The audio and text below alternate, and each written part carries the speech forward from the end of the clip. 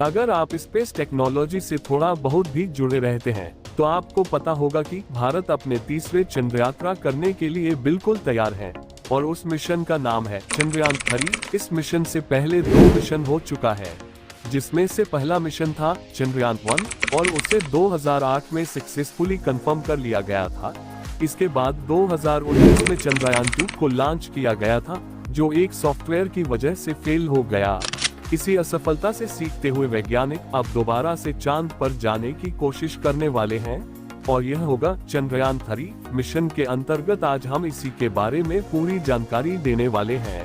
अगर आप चंद्रयान 3 के इस वीडियो को देख लेते हैं तो आपको YouTube पर किसी दूसरे की वीडियो को देखने की आवश्यकता नहीं है, इसलिए इसे अंत तक जरूर देखिए। चंद्रयान 3 पर आने से पहले आइए जानते हैं कि आखिर चंद्रयान 2 मिशन क्यों किया गया था और इसकी असफलता का कारण क्या था। जब से दूसरे ग्रहों पर इंसानों को भेजने की बात शुरू हुई है, तब से हमारी पृथ्वी का चांद पर बहुत सारे मिशन किए जा रहे हैं। अमेरिकन स्पेस एजेंसी नासा से लेकर चाइना तक सभी स्पेस एजेंसी चांद पर जाकर अपने एक देश को सेटअप करना चाहती है।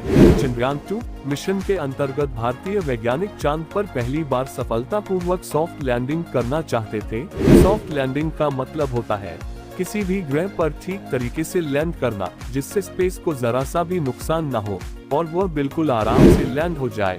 इसके लिए आमतौर पर थ्रस्टर का इस्तेमाल किया जाता है। चंद्रयान 2 मिशन के 3 मुख्य ऐसे हिस्से थे, जिसमें से पहला हिस्सा था ऑर्बिटर। जैसे कि इसके नाम से ही पता चलता है, ये चांद के ऑर्बिट में रहते हुए उसकी पूरी परिक्रमा करता रहता है और जरूरी डेटा को वैज्ञानिकों तक भेजता रहता है। इसी ऑर्बिटर के जरिए वैज्ञानिक स्पेसक्राफ्ट के बाकी हिस्सों से भी कांटेक्ट कर पाते हैं। इस मिशन का दूसरा हिस्सा था विक्रम लैंडर। जैसा कि इसके नाम से ही पता चलता है कि इसका काम था चांद की सतह पर सही सलामत लैंडिंग करना, जिसे सॉफ्ट लैंडिंग भी कहा जाता है।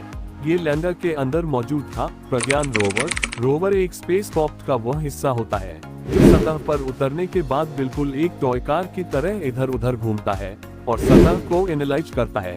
इस रोवर में कैमरा भी अटैच होता है, जो ग्रह या चांद की तस्वीरें लेकर वैज्ञानिकों को भेजता रहता है। कई बार रोवर का इस्तेमाल सिंपल कलेक्शन के लिए भी किया जाता है। वैज्ञानिक ऐसा मंगल ग्रह पर भेजे गए रोवर से कई बार सैंपल करवा चुके हैं। जब चंद्रयान 2 मिशन को लॉन्च किया गया था तो सब कुछ सही जा रहा था। इसका ऑर्बिटर चांद की ऑर्बिट में बिल्कुल सही सलामत पहुंच गया था और वह आज भी उसका चक्कर लगा रहा है। मिशन के फेल होने की शुरुआत तब हुई जब चांद की सतह से 2.1 किलोमीटर की ऊंचाई पर वैज्ञानिकों का लैंडर से कनेक्शन टूट गया। ये कनेक्शन किसी सॉफ्टवेयर में होने वाली खराबी से टूटा था और इस कनेक्शन को रेस्टोर करने में इतना समय लग गया कि विक्रम लैंडर चांद पर क्रैश कर गया। यहीं पर चंद्रयान 2 मिशन असफल हो गया।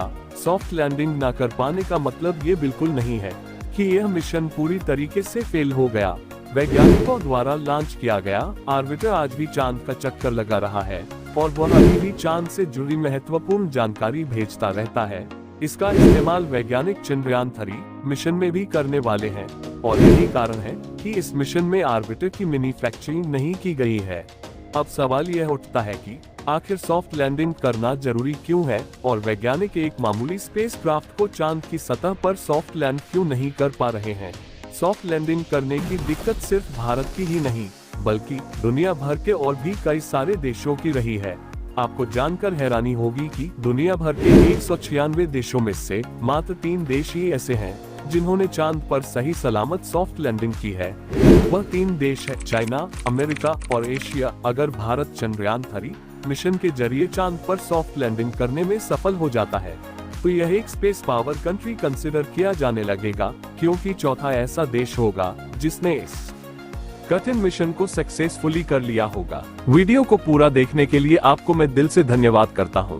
ऐसे ही रोजाना वीडियो पाने के लिए प्लीज हमारे चैनल को सब्सक्राइब कर ले। अगर आप सब्सक्राइब नहीं करते हैं तो कोई बात नहीं, लेकिन कम से कम एक लाइक तो बनता है और कमेंट बॉक्स में जय हिंद लिखना ना भूलें।